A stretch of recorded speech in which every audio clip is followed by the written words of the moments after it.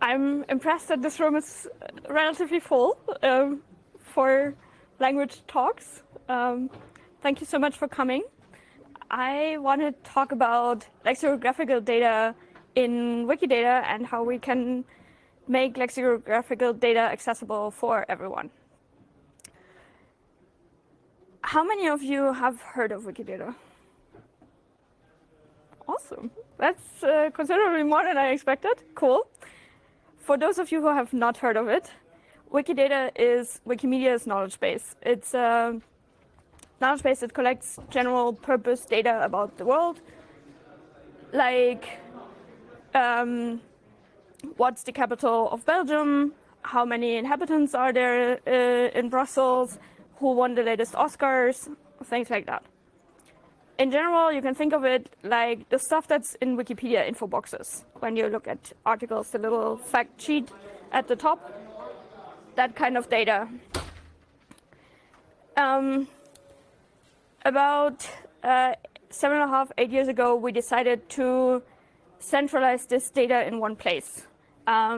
Because before that, every Wikipedia language version did their own thing, and it was very repetitive and kind of wasted effort. And especially the small language Wikipedias couldn't benefit from all the work that's been done in the big ones and the other way around. So Wikidata changed that by centralizing general purpose data in one place and making it accessible to all the Wikimedia projects. Today, there's about 12,500 people who make at least 5 edits on Wikidata a month and maintain this data. We describe around 75 million concepts, things in the world. So that's quite a lot of data. And now, how does this look like? When you look at an entry in Wikidata, you will find something like this. Here about Margaret Hamilton, you will find her name and a description and aliases in different languages. You will find all the Wikipedia articles that have been written about her, and then you will find statements like she was a human. All of this is accessible for you as a human to view, but also for machines to work with. If you scroll a bit further on these pages, you will find more statements like that she was a developer on the Apollo space program. And if you scroll down even further, you will find identifiers that link you to all kinds of other places in the web, like library catalogs, museum databases, all this kind of stuff. And we have collected this data to help make Wikipedia better. And now this data is not just used to make Wikipedia better, but also to power, for example, quick answers when you type a question into your search engine, or if you look something up in your library catalog, or if you ask a fact question to your personal digital assistant, to name just a few. This data is about concepts, about things in the world. And at some point we decided that that is only half of the equation, and included lexicographical data as well, so data about words. Now you might ask why, and there's 2 big reasons. One is that more and more of our life depends on technology. That's no news for anyone here, I would hope. And a lot of that technology, on the other hand, depends on data and more data. And at Wikimedia, we really believe that this data should be in the hands of all of us and should be changeable, augmentable by all of us, so that we all have an influence on the technology that basically has a huge influence on all our lives. And as I was saying earlier, the initial data we started with in Wikidata was only half of the equation, because to power technology, you don't just need this fact-based kind of data, but you also need to understand language. And this is basically what that is about. And the second reason was that Wikimedia has a project that collects data about words, but it is not really machine readable. It is not inherently built to be used by, for example, with a nice API, for example. There are efforts to scrape Wiktionary, for example, and make it accessible via APIs and other forms, but all of them are very work intensive, and they most of the time only work for one language and so on. So we decided to do something about this and bring data about words to Wikidata in a similar way as we have brought data about concepts. So what does this look like? This, for example, is the entry on Wikidata right now for the Lexemes Luftballon, German noun Luftballon. And you can see, if I find my pointer. Nope. You can see that it's German and a noun. It gets an ID, so you can work with it in APIs and identify it uniquely. And then you have a bunch of statements about it, like it's described in the Duden, the German equivalent of the Oxford English Dictionary, for example, that it has a grammatical gender, and so on. And then when you go further down, you start seeing the descriptions of the different senses, so the different meanings of the word, and statements about them. So, for example, we have one sense that of Luftballon is an air balloon, and you have a picture for it to make sure that you really see what is being referred to here. And then you have the link to the concept in Wikidata about the toy balloon, so not the word. And then if you scroll down further on the page, you will see the different forms of that word, and again with senses, with statements about them. So different cases, for example, singular, plural, and things like that. And here you also, because someone edited, you can find the pronunciation either in writing or as a sound file, or also how to hyphenate the word.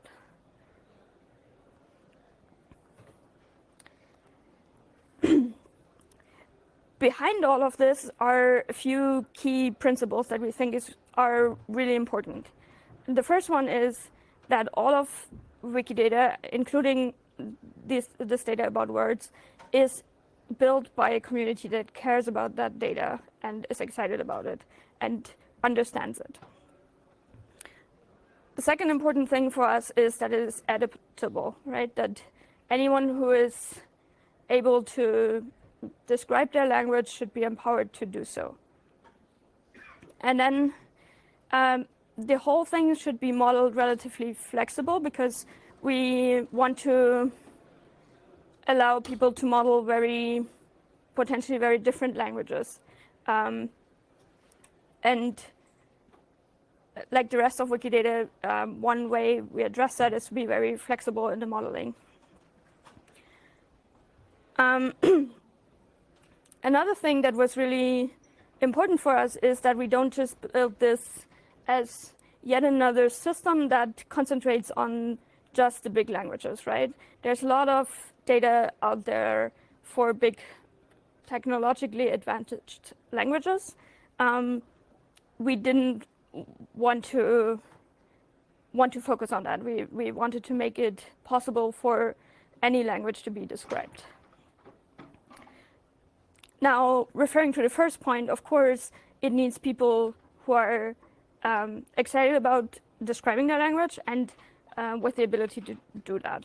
And we hope that with Wikidata's lexicographical data, we reduce that barrier. And the last point on those is that one of the key things that make this data on Wikidata so uniquely useful is its connection to the other data in Wikidata. Like you've seen earlier, the connection from the word to the concept of balloon, and how you can then use all this data together to build meaningful queries on that data and gain new insights. Speaking of queries, once you have that data, you can, just like all the other stuff in Wikidata, write Sparkle queries to analyze the data, make visualizations, and so on. So one thing I did was write a query for the most common first letter in English words that we currently have. Apparently that's S. Or the longest words in English that we have that are alphabetically sorted. So the letters in the word are sorted as they are in the alphabet. Or the longest words that do not have a repeat letter.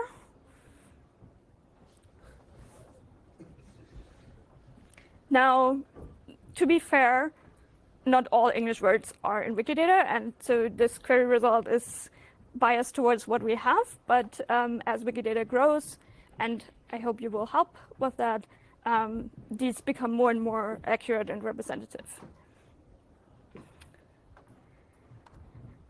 And of course, you can also do things like ask for pictures of animals with female grammatical gender in German, but male grammatical gender in French.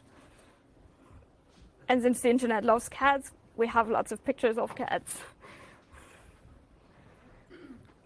And now you cannot only, of course, query that data, you can also build stuff with this data. Like this tool, which is a browser for connections between words. In this case, we're visualizing water and connections to other languages and how it evolved. And if the data is there, you can do this for lots of other words as well, of course.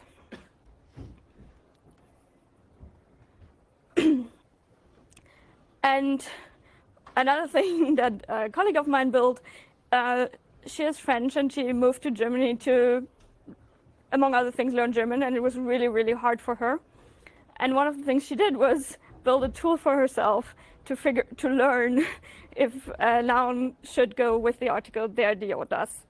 And now you can play this game and improve your knowledge about German articles. It's, by the way, der Schraubverschluss.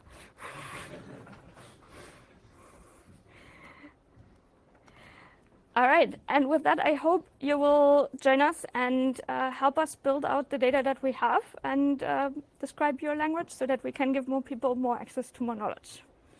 Thank you.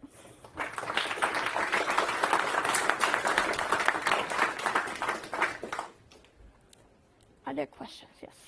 Apart from completeness, yes. Are there things that are in the dictionary that are not in Wikidata? So would it entirely replace dictionary in time? I don't think so. Oh, yes. So the question was, is there data in Wiktionary that's not in Wikidata? The answer is, and will it replace it eventually? The answer is yes, there's definitely things in Wiktionary that are not in Wikidata, and that probably never will. I see it similar to Wikipedia, where you have the basic data for an article in Wikidata, but there's still a lot of things around to write about. And what kind of data would not be in Wikidata that is in Wiktionary? Probably, for example, extensive explanations around grammar and how different words evolved from one another that go beyond the simple this is connected to this. So where you have to explain more in prose what the connection is, just as some examples. Yes. You have like in the dictionary the words in certain language described, which is not existing yet in Wikidata. Is it possible, even if it's not really machine readable, somehow bootstrap those entries in Wikidata and then just extend them so that? Yeah. So the question was, if you basically have a different dictionary, can you use that to bootstrap Wikidata? And in principle, you can. You just have to be, among other things, careful about licensing, because all the data in Wikidata is released under CC0. So if you have a copyright-protected dictionary that doesn't conform to CC0, then you can't use all of that. There are there's wiggle room, but we will have to look at the specifics. I meant the entries in Wiktionary. Oh, in Wiktionary. Don't have the license problem. Is it possible to You still have to. You still have the same problem, because Wiktionary is also not CC0. Yeah, unfortunately, the same problem.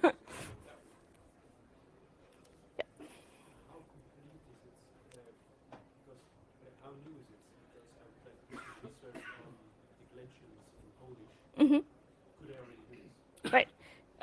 So the question was, how new is it? How complete it is? It is definitely not very complete. And there are languages that are more complete than others. In total, I looked last night, we have 263,000 lexemes, so pages as I showed them, across, I think, somewhere between 100 and 200 languages. So it is definitely far from complete. But Polish, if I remember correctly, was actually has someone who really cares. So it might just be there, but we would have to have a look at the specifics. For my master's, I was writing Sparkle queries for the Wikidata, and I had a lot of problems with the IDs, and for example, the predicates were also in the form of IDs. Any tips on how to make these queries more human readable? Yes. So the question was how to make Wikidata's Sparkle queries more human readable, because they have a lot of opaque IDs. The Wikidata query service, and when you go to query.wikidata.org, when you type in queries there, it will give you autocompletes on the proper labels that are human readable. Beyond that, we don't have a solution yet. Can you demo the user interface, adding a word and adding the gender, for example? I don't have a good example right now where I'm sure that it's not already there, but we could have a look after this if you want. I think declensions were just mentioned, and also verb conjugations, for instance. Are they described manually, or do you have some grammar tools? So right now they are described manually, but our plan is to build tools to support automating that where possible, because some languages are regular enough where you can do that, some are not. Yeah, but we haven't done that yet. Yes. I work on projects that need like translation lists or translation dictionaries. How hard would it be to dump the Wikidata, for example, all English-German translations in Wikidata to another format, TSV or whatever? So there are dumps of the data in Wikidata that you can use in JSON and RDF, and then you could work with those. Yes. I don't know if this is not totally the scope, but do you plan to add more descriptors on the data, like, for example, post-study information related to this? Sorry, I didn't catch the last part. For example. Post-study information related to this recognition data,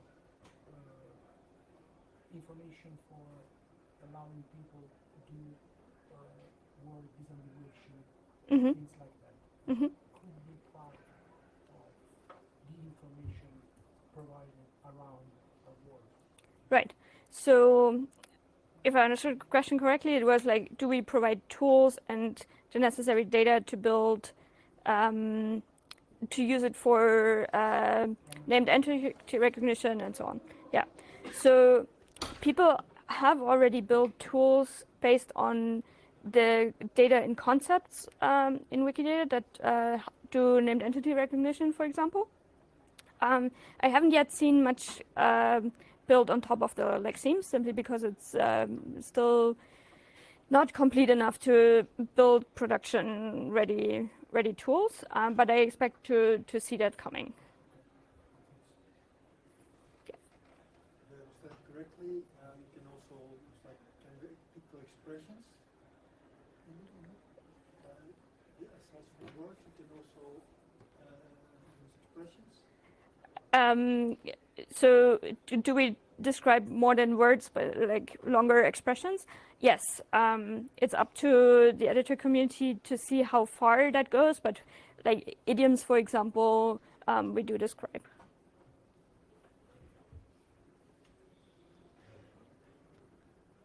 More questions? If not, then thank you very much.